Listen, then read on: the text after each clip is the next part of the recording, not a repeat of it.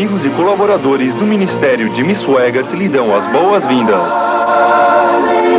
Semanalmente, este ministério leva o Evangelho de Jesus Cristo a todos os continentes, exercendo um impacto total, alcançando vidas com amor e pregando o plano da salvação. Aleluia ao Cordeiro.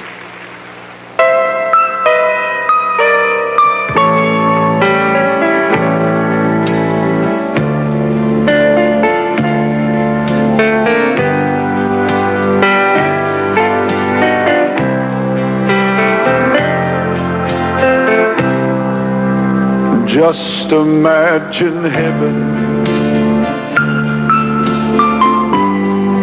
what God's kingdom will be like,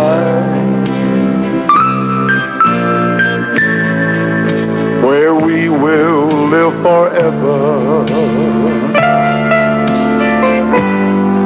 with no more pain or tears or strife. Some folk may think of heaven just a distant dream beyond some stars, but it's just as real as Jesus promised, just as near as our own heart. Some call it Canaan land, some say it's Beulah land. It's called peace beyond that old river. It's a place not made by hands. It's that great celestial city with mansions round God's throne. But for all who know my Lord, they call it home.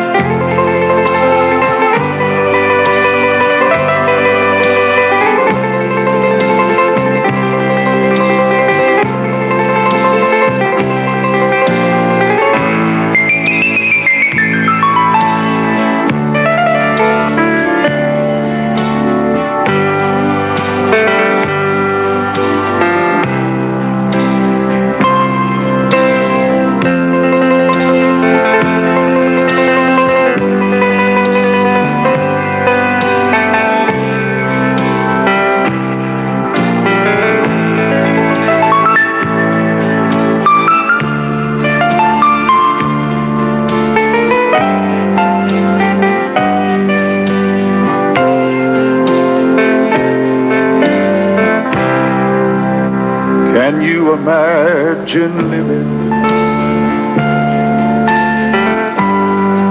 in God's new Jerusalem,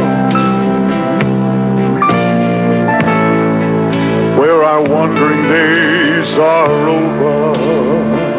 Yes, they are. And our weary hearts find rest in Him. We'll awake from all our dreaming, and we'll meet our Savior face to face. And as He receives us as His children, He'll say, welcome home to stay. Some call it Canaan land, some say it's Beulah land. Oh, it's called peace beyond that river. It's a place not not made with hands. It's that great celestial city with mansions round God's throne. But for all who know my Lord, they call it home.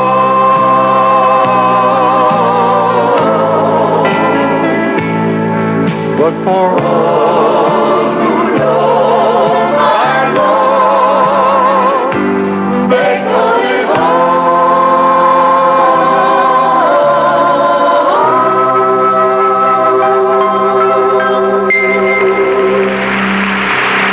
E agora, do auditório de Richmond, no estado da Virgínia, o evangelista Jimmy Swaggart traz a sua penetrante mensagem sobre a influência da pornografia em nossa sociedade, a mancha negra do mundo.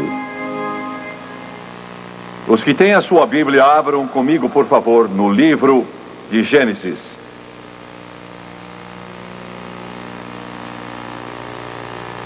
Vou ler no capítulo 6,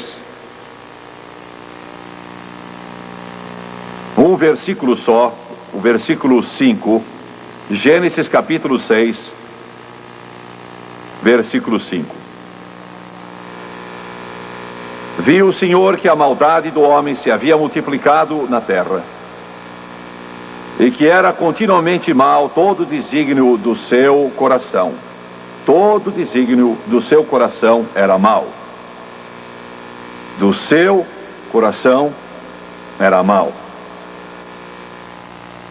Quero usar como tema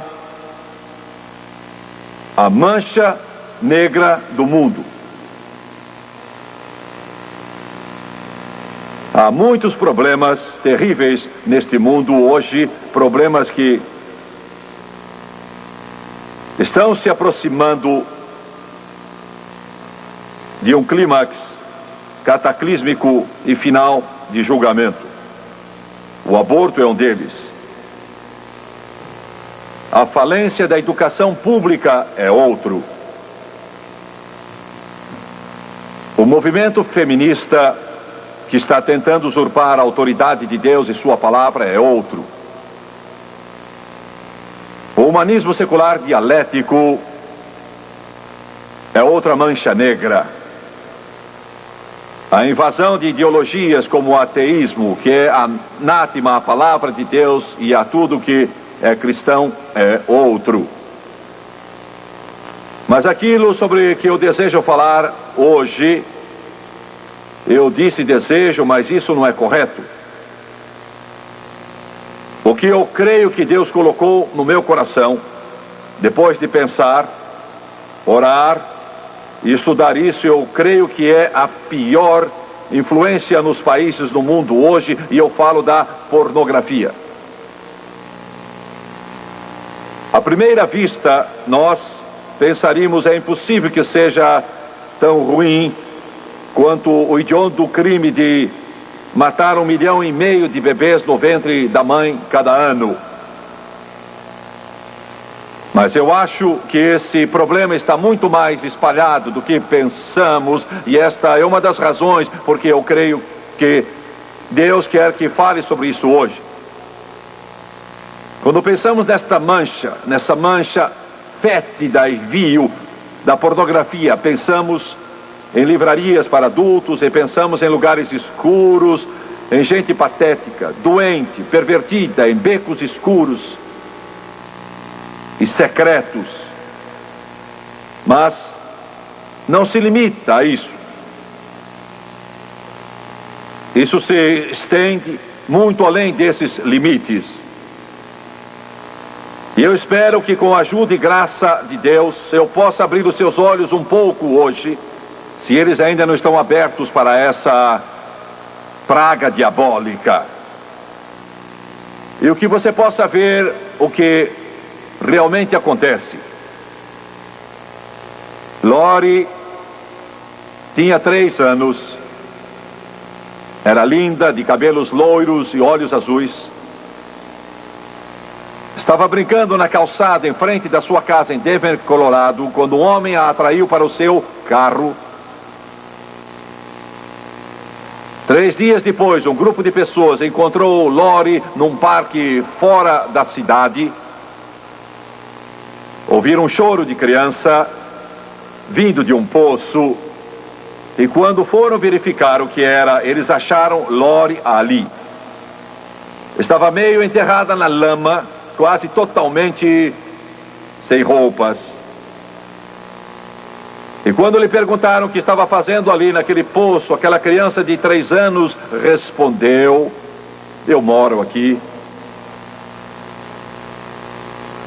Eles a tiraram daquele poço de mais de 3 metros e a levaram ao hospital, onde os médicos descobriram que ela sofrera, além de outras coisas, abuso sexual. Tinha sido raptada por um homem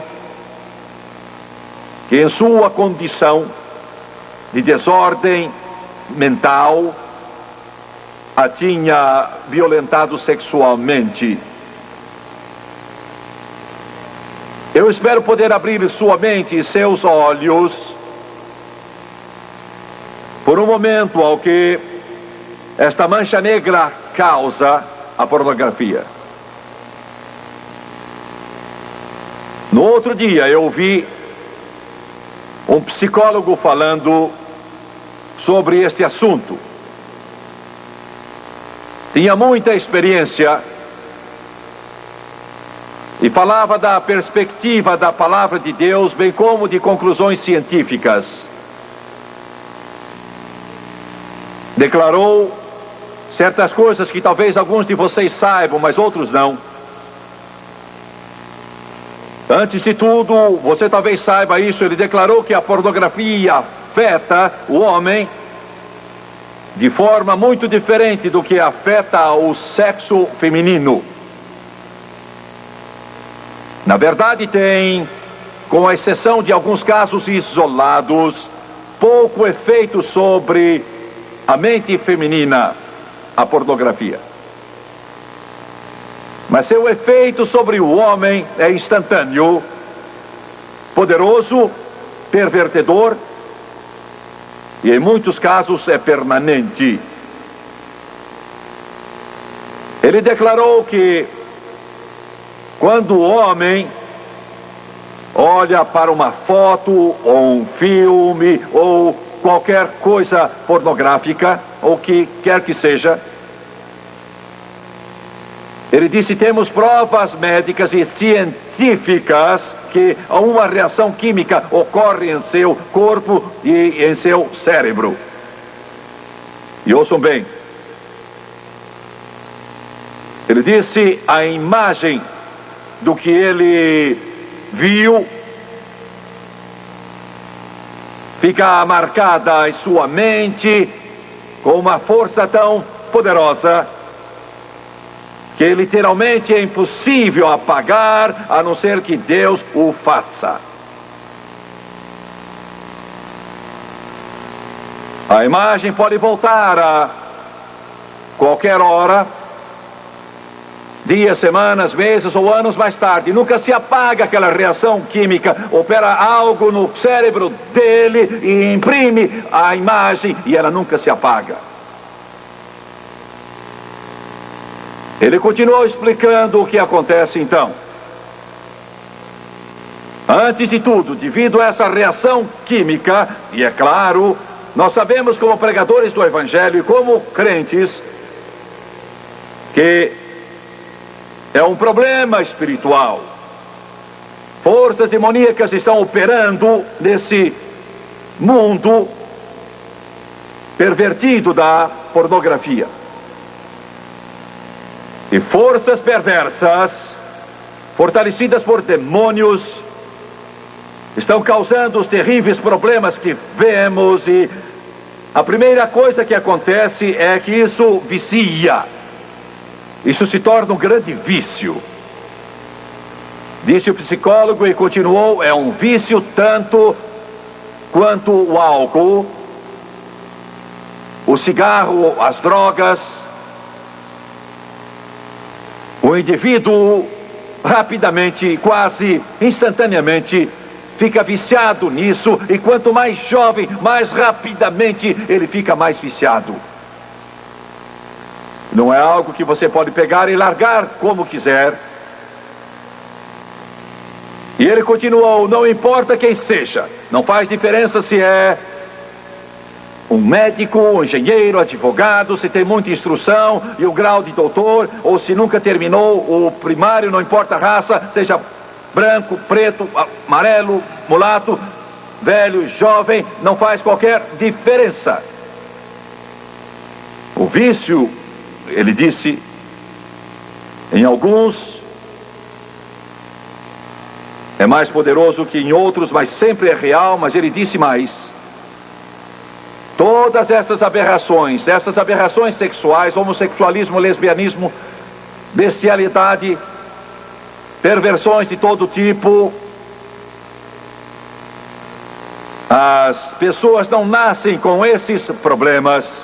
Quero que pensem nisso, porque Satanás vai tentar fazer vocês crer que se esse terrível problema de alguma forma afeta você, que é talvez de nascença, você não tem escolha, está no sangue, é um problema glandular, ou que você herdou, mas é mentira.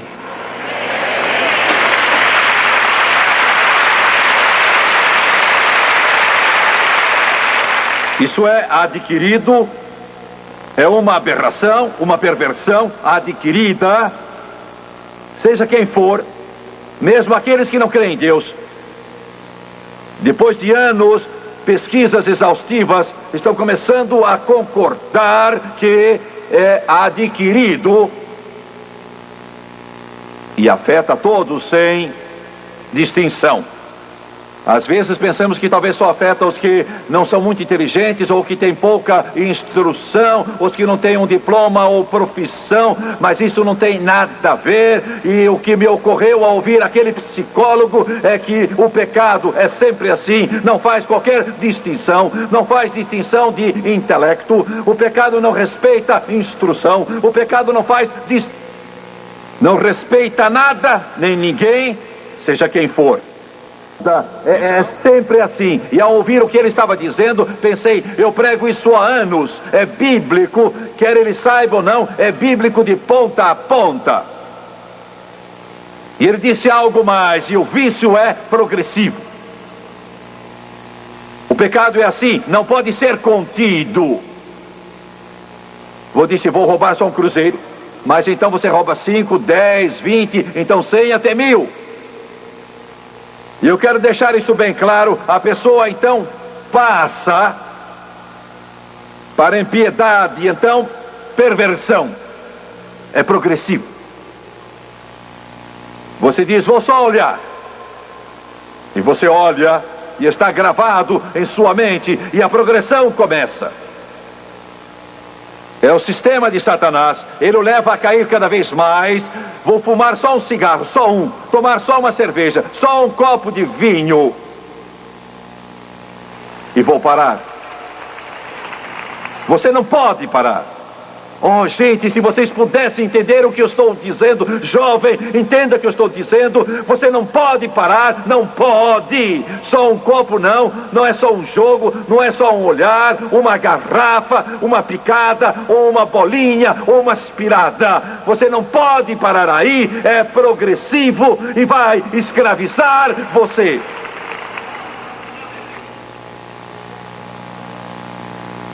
E então o passo seguinte é insensibilidade. Você fica insensível.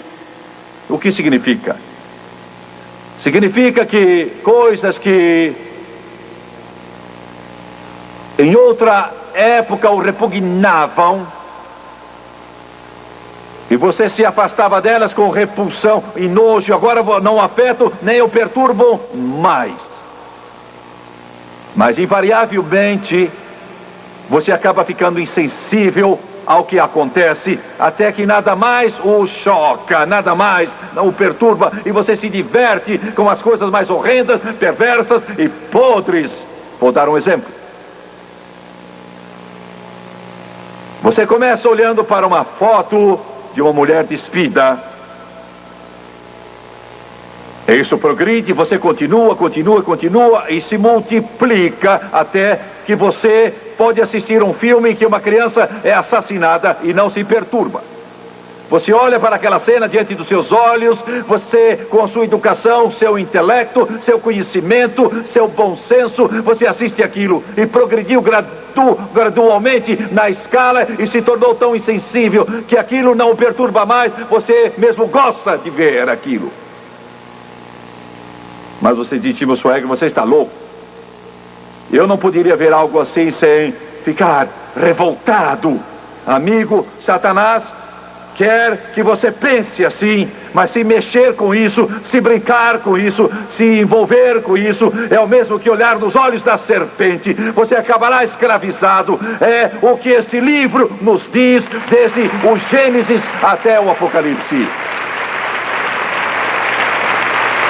Você acaba chegando ao ponto em que nada mais o choca e você fica ansiando por mais, buscando algo mais podre, mais sujo, degradante, pervertido e horrível. E alguns de vocês nesse auditório hoje, e milhares e milhares e milhares, dezenas de milhares assistindo pela televisão, estão enterrados até o pescoço nessa podridão do inferno. E eu quero que saiba. E alguns aqui estão dizendo: somos crentes, porque está pregando uma mensagem desta para nós? Somos salvos, estamos na igreja louvando a Deus. Eu sei, mas você ficaria atônito, de boca aberta, assombrado, se soubesse quantos aqui neste auditório, aqui neste recinto hoje, vivem escravizados por esse vício.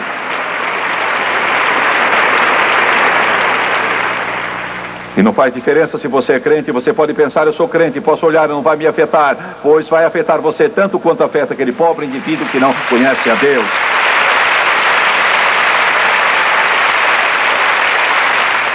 E o último passo, você começa a agir de acordo com o que vê nos jornais, nas revistas, nos videotapes de filmes eróticos. Você começa a agir assim e exige que seus companheiros também o façam, ou que seja, e se torna mais sórdido, mais grotesco, mais pervertido, mais degradante. E você passa a viver assim e deixa de ser apenas um observador e se torna participante.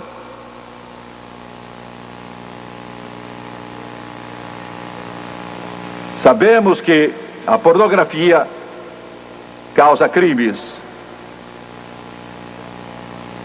Um estudo recente por John Cort, publicado no livro Pornografia, uma crítica cristã, mostrou que os países que atenuaram as restrições à pornografia experimentaram um aumento dramático em crimes sexuais nos anos que se seguiram a essa decisão.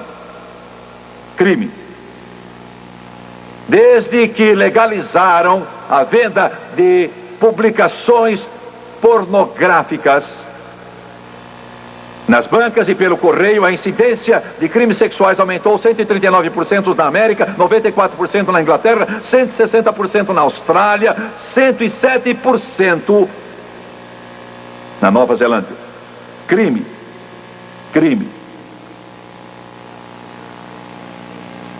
Crianças de apenas 3 anos de idade estão sendo raptadas para fins sexuais e pornográficos deste país, e não são casos isolados, está se tornando epidêmico. É uma epidemia.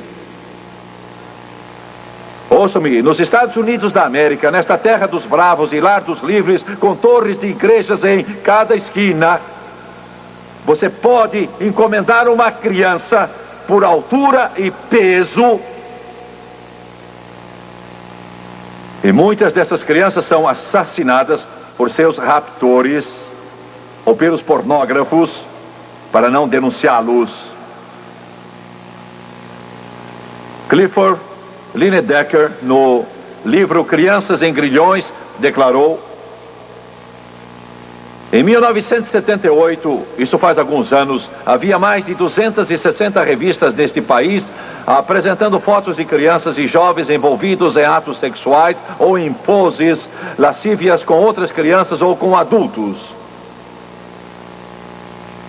Algumas são revistas muito conhecidas e populares neste país. Uma dessas revistas, eu não vou mencionar o nome, apresenta fotos de menininhas de 3 a 8 anos de idade.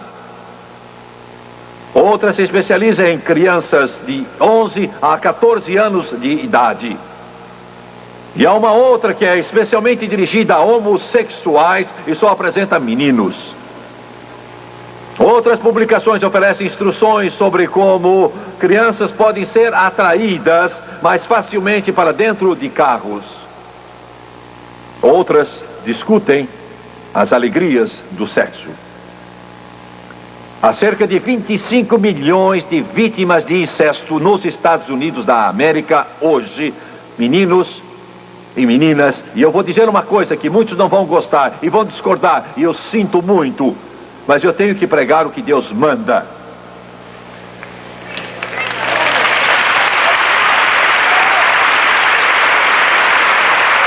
Qualquer homem, qualquer que vem e rapta, que rouba e que leva um menino ou menina de 3, 4, 5, 6 ou 7 ou 8, 9 anos de idade, que a rapta e que a leva embora e violenta aquela criança, que fica marcada para o resto da vida. Se o pegam, eu não quero ouvir algum psicólogo sem miolos dizer ele é doente.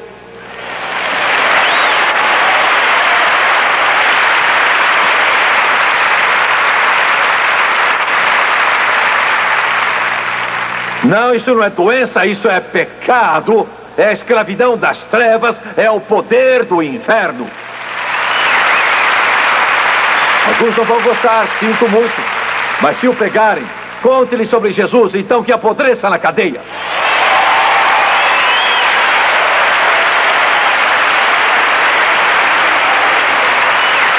Isso que eu penso. Conte-lhe sobre Jesus e então avisem os pervertidos, avisem os que fariam uma coisa dessas, que não vamos ficar calados e aceitar isso passivamente. Se você fizer isso, você morre.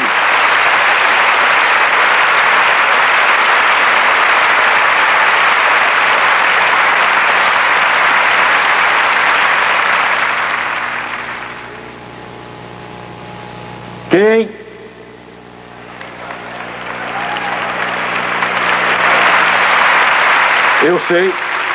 Eu sei, vou receber cartas dizendo isso é falta de amor, mas o menininho ou a menininha cuja vida foi destruída, será que acha que é amor? Vai achar que é amor? A pequena Lori jogada num poço para morrer, vai achar que é amor?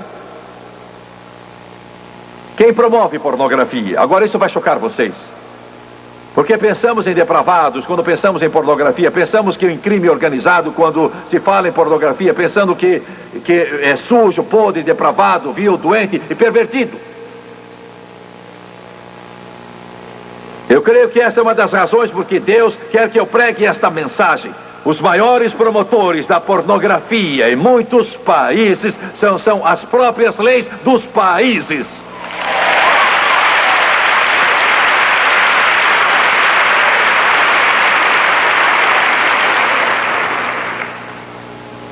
O humanismo secular preparou tudo para a revolução sexual de hoje, que trouxe esta enchente de pornografia, mas foi o ilustre e respeitável sistema judicial de muitos países, mais uma vez operando com a sabedoria humana e ignorando Deus, que abriu a porta para a produção, distribuição e venda da pornografia. Em 1957, num caso levado a um tribunal americano, os juízes decidiram que nenhum material poderia ser considerado obsceno por causa do seu conteúdo sexual. Aqueles juízes redefiniram a obscenidade.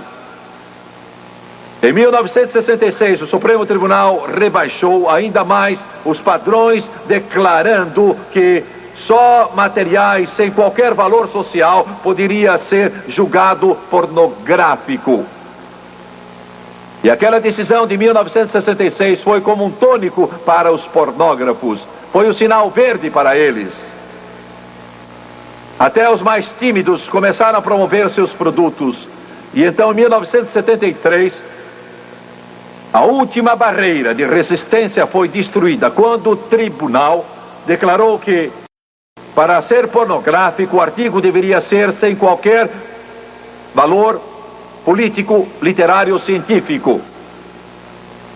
Quase que imediatamente, livrarias adultas apareceram por toda parte. Você sabia que há cerca de 30 mil livrarias adultas aqui nesse país, quase o dobro do número de lanchonetes que temos? Pense nisso no momento. Livros, filmes, revistas e todo tipo de artigos promovidos pelas chamadas revistas adultas, revistas sofisticadas ou chamadas revistas masculinas, e temos gente supostamente boa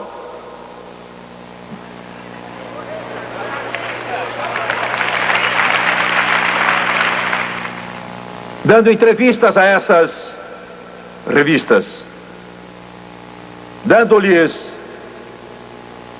um ar intelectual.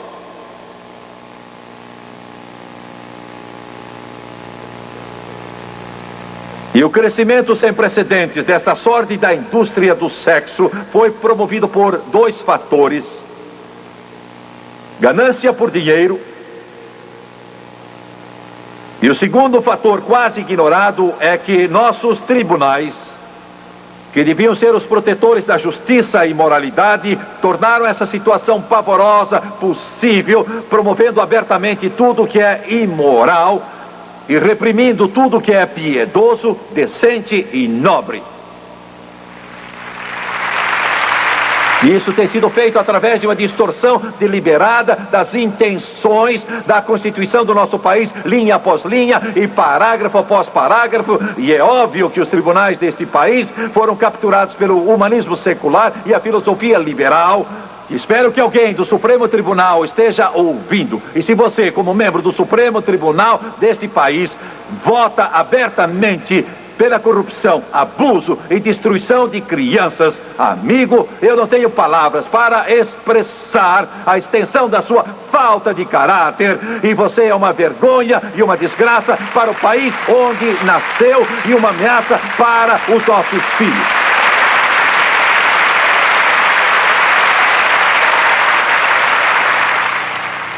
Eu oro para que o nosso presidente, se ele tiver a oportunidade de selecionar novos membros do Supremo Tribunal durante sua gestão, senhor presidente, quando nomear estes juízes, procure um homem, procure uma mulher que creia nas palavras deste livro que tenho na minha mão, que creia que há um Deus do céu, que creia que há leis estabelecidas, que creia nas velhas virtudes da moralidade e decência e honra, e que creia nos valores e padrões tradicionais que tornaram esta nação grande, e que enfrentem os humanistas, e que enfrentem os ateístas, e que enfrentem os socialistas, e que digam que esta nação vai voltar para Deus, para o caminho que Deus nos deu de grandeza.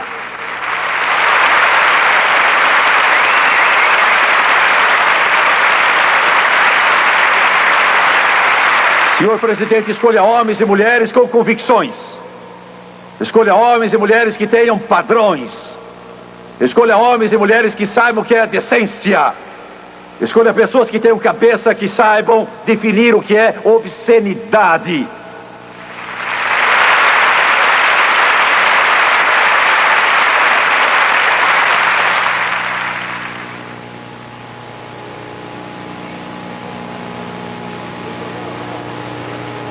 Quem promove pornografia? O Supremo Tribunal, e segundo, a televisão e o cinema são os maiores promotores de pornografia nos dias de hoje no mundo. A televisão e o cinema. A televisão e o cinema No outro dia, uma das redes de televisão mostrou um documentário sobre o abuso sexual de crianças. Eles fizeram um bom trabalho. Foi um documentário bem completo. Eles investigaram cada nível social dessa nação, descobrindo o horror, o inferno, o alcance dessa perversão, a perversão do maltrato de crianças e do abuso sexual de crianças. Mas no momento que o programa acabou, eles voltaram à sua programação normal. Programas que promoviam a mesma coisa que estavam tentando combater com o documentário feito. Comédias maliciosas que zombam da Bíblia e de todos os valores que nos são caros, como lar e casamento. Que glorificam o adultério. Glorificam o homossexualismo. Eu não assisto isso. Mas está entranhado em tudo que você vê hoje em dia. Um rapaz e duas jovens morando juntos, não é preciso ser gênio para entender.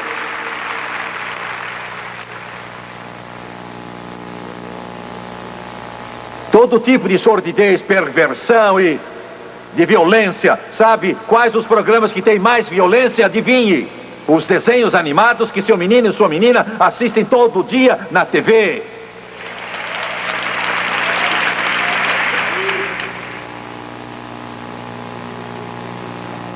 O Dr. Victor B. Klein fez um levantamento dos filmes apresentados num período de 4 semanas numa pequena e conservadora cidade de 25 mil habitantes. A cidade não tinha lojas de pornografias. E ele publicou um resumo das cenas de atos ou situações sexuais encontradas nos 37 filmes apresentados durante aquele período de 4 semanas naquela pequena cidade. Os filmes que seus filhos, suas filhas, seus jovens estão assistindo. E hoje os pastores não dizem mais ao povo que é errado ir ao cinema, e os diáconos não dizem mais que é errado assistir esses filmes, os pregadores não dizem mais que é errado, e as igrejas deixaram de dizer que é errado, e a nação toda está indo para o inferno.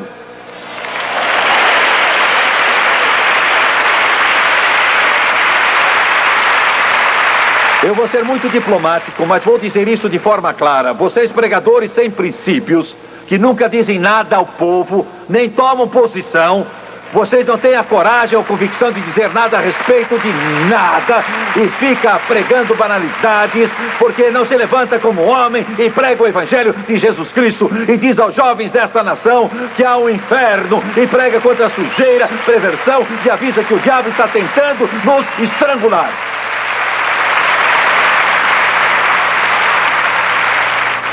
Pergunto por que precisamos que um sociólogo nos diga isso.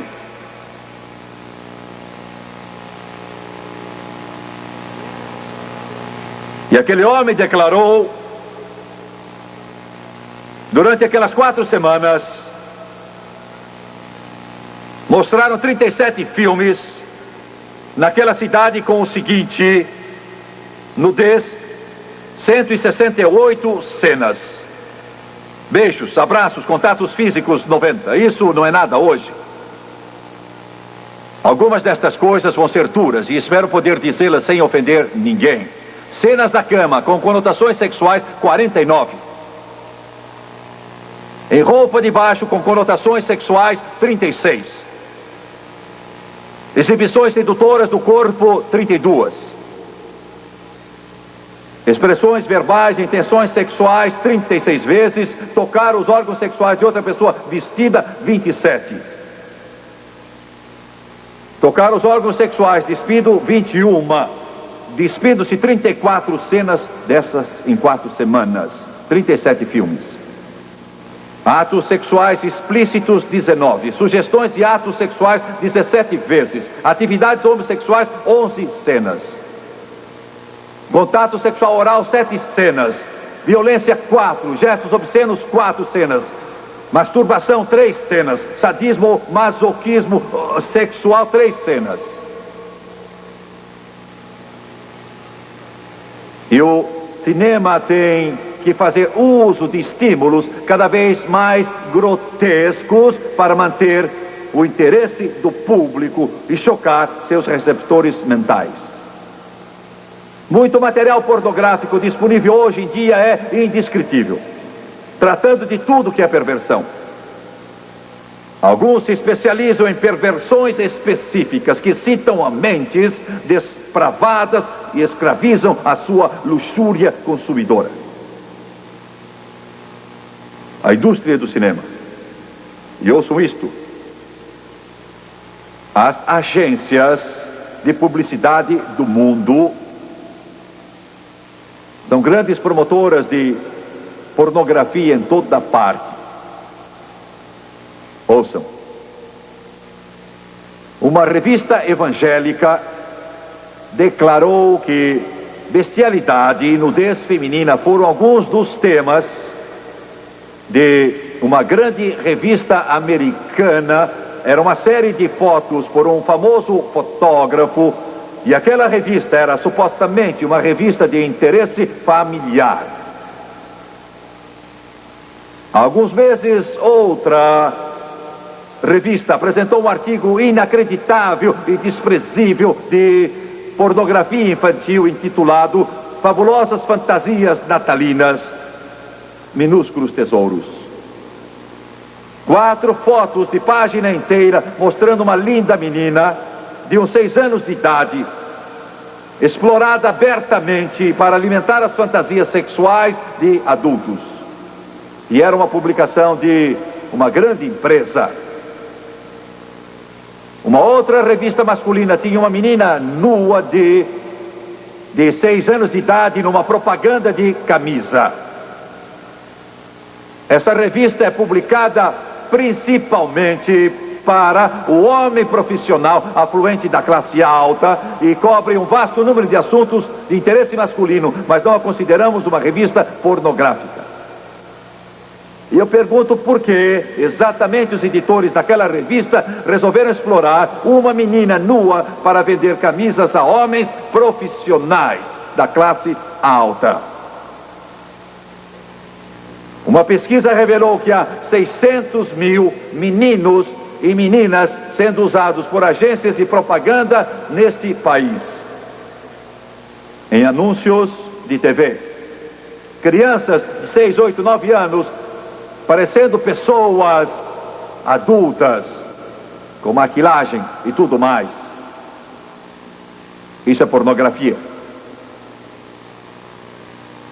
Isso é explorar as nossas crianças. Quarto, as escolas públicas são promotoras de pornografia. Vocês me ouviram? O sistema escolar público, hoje temos educação sexual nas escolas. Educadores liberais resolveram que é a responsabilidade do sistema escolar, não dos pais, explicar sexo às crianças. Mas a forma que executam essa responsabilidade é um dos fatores que contribuem para o desmoronamento da antiga e benéfica barreira entre a infância e maturidade. A educação sexual do sistema escolar público. E alguns desses programas despertaram intenso conflito entre pais e diretores de escolas, e depois de prolongada luta, os tribunais liberais quase sempre decidem que a responsabilidade de estabelecer padrões sexuais entre os jovens pertence, os juízes dizem, ao sistema escolar. Teoricamente, a diretoria da escola representa os pais, mas na verdade, essas diretorias se voltam para os chamados peritos para orientação, sem qualquer consulta aos pais. Quem são esses peritos? Em geral, são especialistas no campo da psicologia, e a especialização deles é terapia sexual. E de acordo com a terapia sexual, não existe isso de sexo anormal. Então essa corrente de ideias favorece o incesto como uma expressão sadia de afeto entre pais e os filhos. Agora escute, pode ensinar educação sexual sem ensinar moralidade.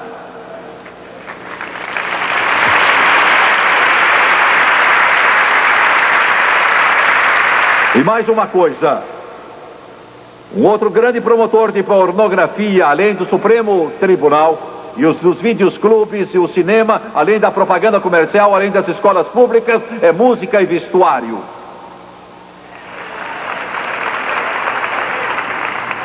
A música hoje é tão suja que desafia a descrição, não deixando nada para a imaginação. E senhora, posso parecer quadrado ao dizer isso, mas quando você se veste de acordo com a moda desta era liberal em que vivemos, indecente, em público, você está promovendo pornografia. Ouviu? É errado.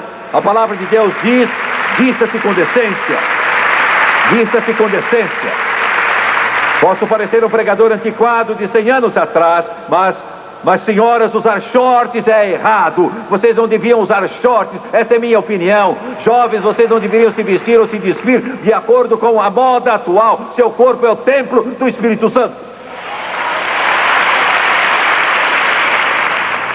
Isso é antiquado? Isso perturba você?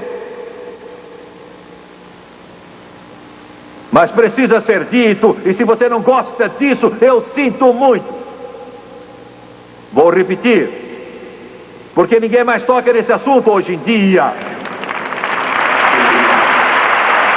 Jovens, senhoras, seu corpo é o templo do Espírito Santo. Eu me alegro que, quando eu era pequeno, não tínhamos muito luxo em nossa casa, não tínhamos carpete no chão, não tínhamos lustres na sala, não tínhamos cortina nas janelas, mas eu nunca vi uma garrafa de vinho ou álcool de nenhum tipo em minha casa, em toda a minha vida. Eu nunca vi um maço de cigarros na minha casa, nunca, nunca. Eu nunca vi minha mãe vestida de short ou qualquer outra coisa que fosse indecente. Nunca vi fazer isso. E Deus nos ajude hoje. Pais crentes, mães crentes, que se dizem cheios do Espírito, não só permitem que as filhas se vistam dessa forma indecente, mas também dão o exemplo fazendo a mesma coisa. Isso é uma forma de pornografia. É uma forma de pornografia.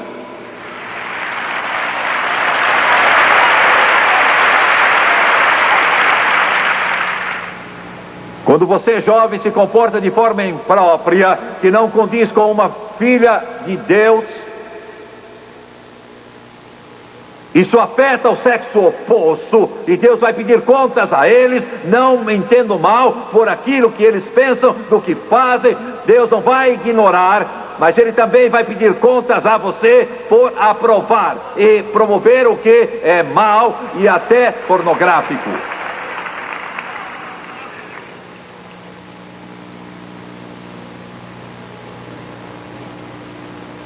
E eu sei que isso está incomodando alguns de vocês e querem que eu termine logo. Esta é uma das razões que nossa nação está cheia de jovens grávidas antes de casarem. É uma das razões porque temos uma epidemia de sífilis e gonorreia nesta nação. É uma das razões desse flagelo chamado herpes.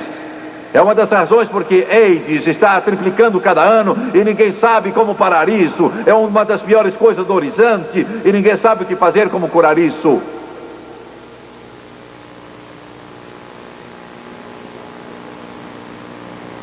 A cura para a pornografia. Como eu posso dizer isso? Um dos presidentes anteriores nomeou centenas de juízes federais que não têm respeito por esta Bíblia. E esta é uma das causas da nossa situação atual. Como mencionei brevemente há pouco, precisamos de juízes que creiam na Bíblia. Precisamos de juízes que creiam na palavra de Deus. E nós, cidadãos, precisamos mais uma vez abrir os olhos e erguer a cabeça e usar o bom senso e eleger líderes, eleger políticos que tenham escrúpulo e tenham moral e decência.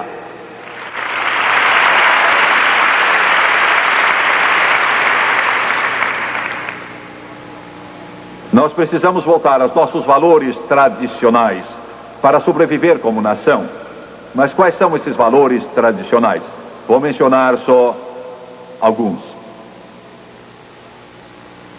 Primeiro, cremos na santidade da vida humana e, portanto, apoiamos uma emenda à Constituição que proteja as crianças antes de nascer. Segundo, nós cremos que a liberdade religiosa deve ser considerada um dos direitos humanos mais importantes. Terceiro, apoiamos a emenda sobre a oração voluntária nas escolas e a legislação sobre livre acesso para restaurar a expressão religiosa nas escolas públicas.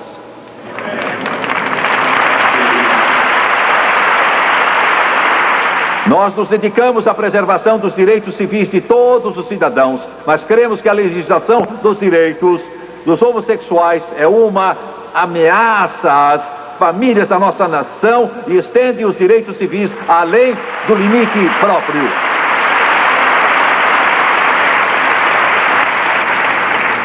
Quinto, apoiamos o estabelecimento de uma legislação que restrinja o avanço da pornografia em nosso país. Sexto, proclamamos a importância da justiça econômica para mulheres, mas rejeitamos a emenda dos direitos iguais como um método apropriado para alcançar esse alvo nobre. Sétimo, cremos que o governo deve reconhecer que os pais são responsáveis pela educação de seus filhos. Oitavo, cremos que todos os pais deviam ter a possibilidade de escolher o tipo de educação que seus filhos devem receber. Por isso, somos a favor de leis que ofereçam deduções aos pais que queiram mandar os filhos para escolas particulares. Nono, apoiamos assistência governamental aos pobres, mas só se for através de projetos que ajudem a pessoa a ser independente, fortalecendo assim a família em vez de enfraquecê-la. Esses são nossos valores, alguns. Estive em Detroit, Michigan, em 1969, 1970 e várias vezes depois disso em cruzadas. Nesta ocasião, em 1970, eu estava no tabernáculo de Brightmoor, naquela grande cidade. Era um domingo e o auditório estava completamente lotado. Muitos até estavam sentados no chão, porque era o único lugar que acharam. Outros estavam encostados nas paredes e Deus operou. Era como uma onda de glória e a convicção poderosa do Espírito Santo varreu aquele auditório quando eu fiz o apelo. Começaram a vir. Vieram em grupos de 5, 10, 20, encheram a frente e os corredores. À minha direita eu vi um jovem vindo. Percebi que estava dopado. Estava tão sujo que eu não posso descrever. O cabelo estava todo desgrenhado e imundo. Não tinha feito a barba há dias, os olhos vermelhos e inchados. E eu o vi cambaleando pelo corredor. Eu vi quando se ajoelhou, a alguns metros da frente, porque não podia chegar mais perto, e me disseram depois que quando os conselheiros se ajoelharam ao lado dele, ele cheirava tão mal que alguns deles ficaram com náusea tentando orar com ele. O que está dizendo? Estou dizendo que a mancha é feia e é imunda e está entranhada no mundo. Mas também estou dizendo que Jesus liberta o cativo. Jesus pode quebrar as cadeias e os grilhões. A psicologia não pode, instrução não pode, filosofia não pode, mas Jesus pode libertar o cativo.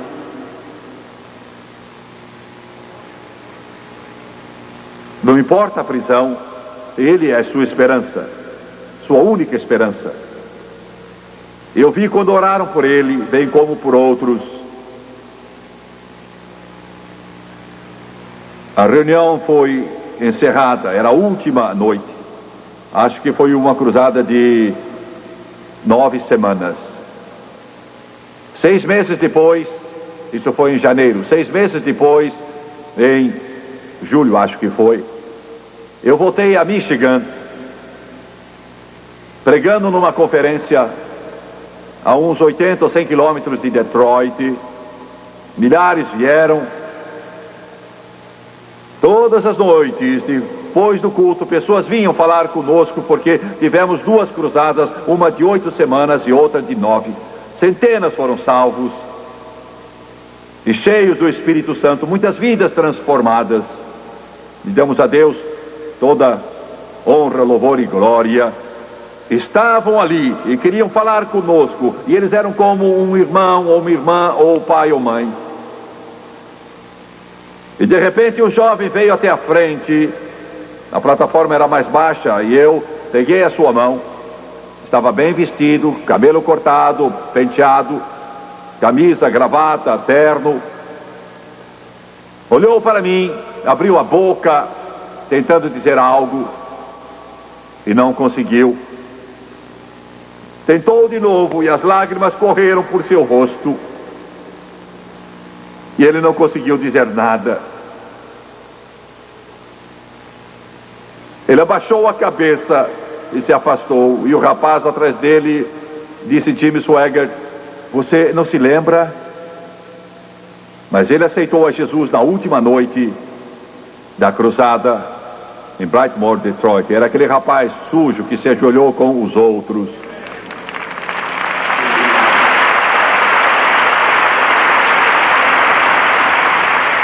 Alguns meses depois do nosso escritório, hoje é um prédio enorme de vários andares,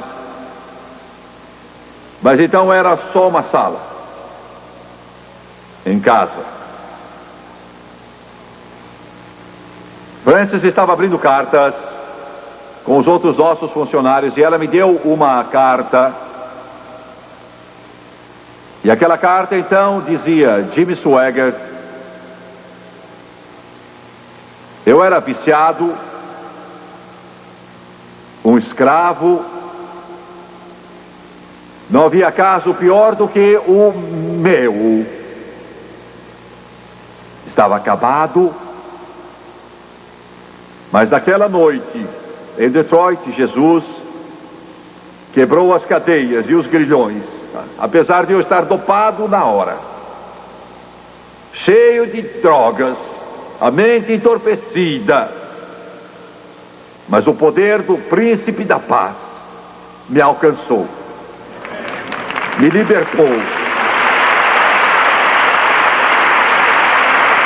E ele disse: eu quero que você seja o primeiro a saber disso. Eu sinto que Deus me chamou para pregar o Evangelho de Jesus e contar a outros o que Ele fez por mim e como me libertou.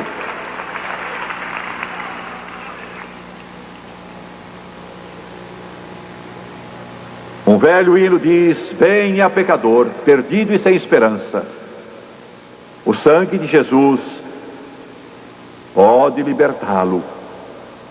Ele pode salvar o pior de vocês, pois Ele salvou um pecador como eu. Curvem a cabeça.